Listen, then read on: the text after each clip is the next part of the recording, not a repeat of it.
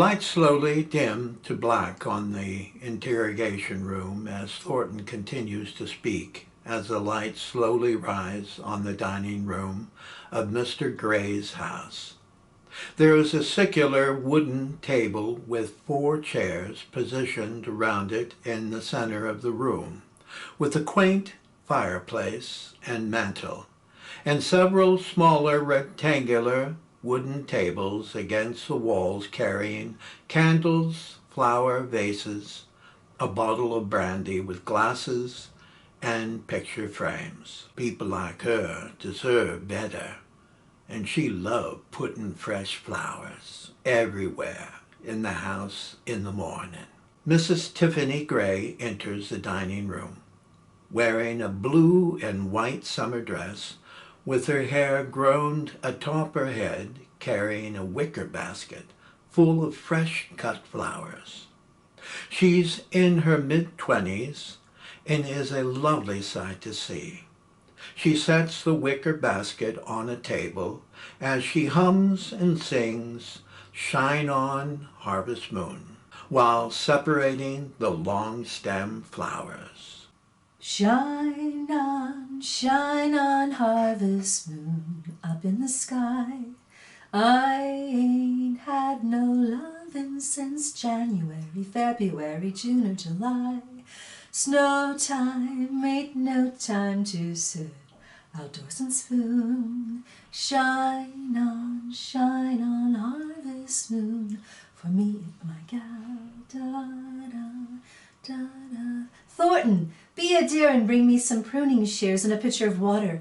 These poor little old flowers are screaming for moisture, and I want them lasting through the day. What is coming, Mrs. Tiffany? We don't want your pretty flowers drying up and blowing away. You sure know how to pick 'em, Mrs. Tiffany. Thornton, do you realize the importance pruning is to keeping a healthy garden?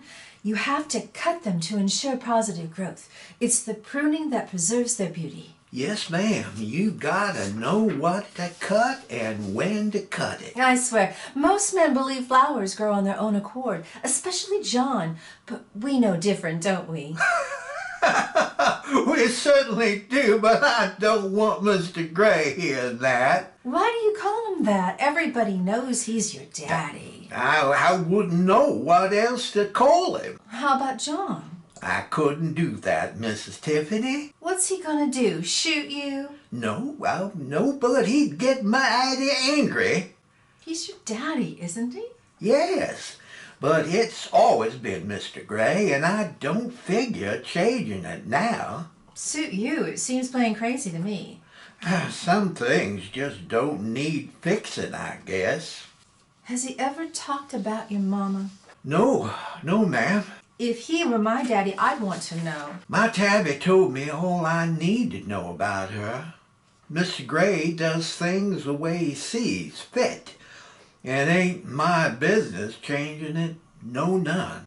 Well, why have you stayed with him all these years? You're a free man, aren't you? Yes, ma'am. But not while you're under his roof, you're not. He's never kept me from leaving. Why do you stay then? When I was 8 or 9, I was helping my Tabby in the kitchen.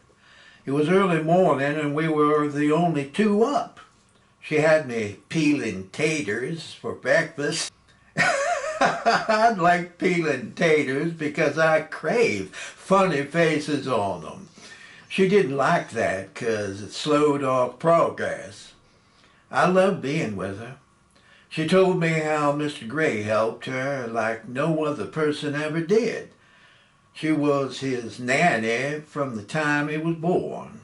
But there came a time when he was around 8 years old when his daddy thought it best in selling her to a young sharecropping family hurting for laborers. The deal was nearly done when out of the clouds comes little John Gray, screaming and hollering how he didn't want his Tabby going elsewhere.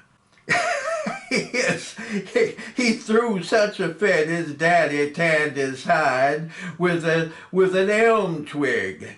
Did he stop his screaming? No, ma'am. He held firm, forcing his whipping to go all the longer.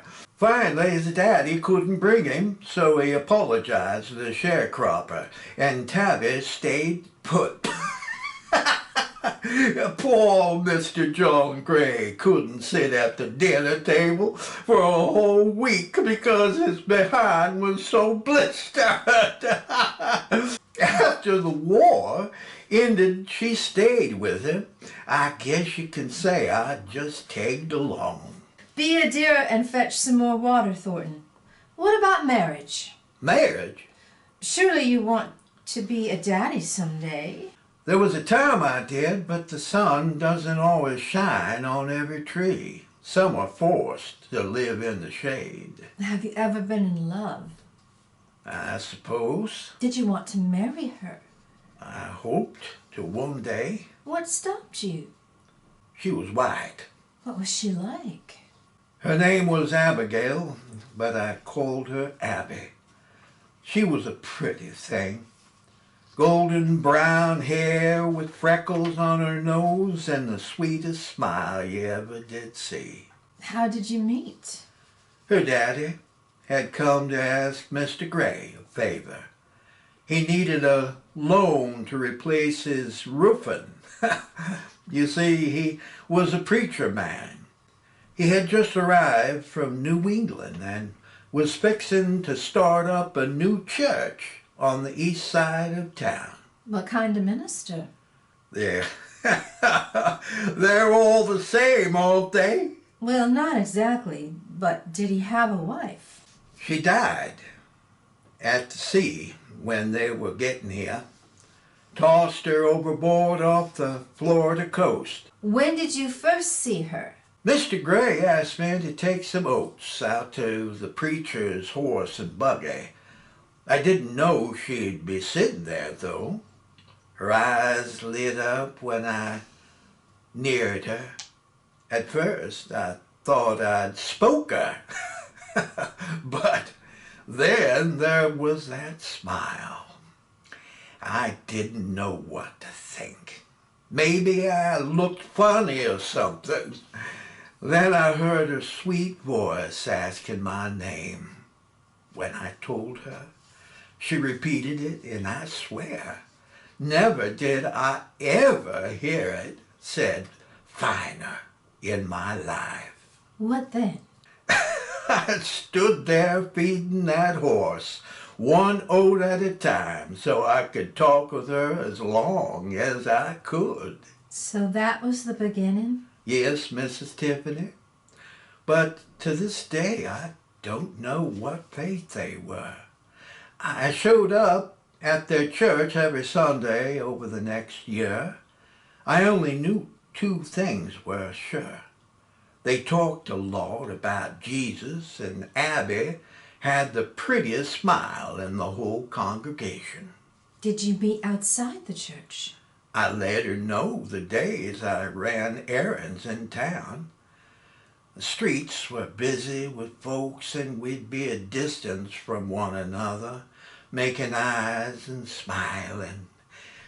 She'd usually sit on a bench in front of the hardware store, knitting on a sweater, taking peeks at me, where I was leaning up against a wood pole on the other side of the street. Weren't you scared her daddy would find out? He was different than other white folks. He didn't mind my talking to his daughter. Abby said it was their faith that made him colorblind. He told her I was no less a man than any other son of the South. It's hard to believe he was that tolerant. Before long, I was helping him put new shingles on his church roof, and I was invited to their lunch table sitting right next to Abby. Did John know what you were doing? He was gone most of the time on trips to Georgia and South Carolina. I made my own decisions then. Did he know about her? I figured what he don't know ain't gonna hurt much, so I kept it a secret. Did any others become suspicious? People noticed our talking and smiling, thinking something was dirty between us. It was spreading round, which got back to her father. He decided to share his feelings in his next Sunday sermon. He talked about the fear people have when up against something they don't understand, and how it makes them strike out in anger. He said our country fought a civil war to rid those fears, and that was the very same fear that crucified Jesus. What was their reaction? They were real quiet walking out of that church. There was a fire that night. People were running all around carrying buckets of water. I was running there until I was out of my breath. What struck me odd was there were more people watching than helping.